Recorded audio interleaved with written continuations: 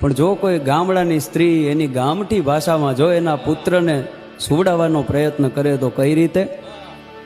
સુઈ જાને વીર, હવે ભરી આવું નીર. સુઈ જાને વીર, ભરી આવું નીર. પછી તારી દોરડી હું તાણું, બાળકને હાલરડું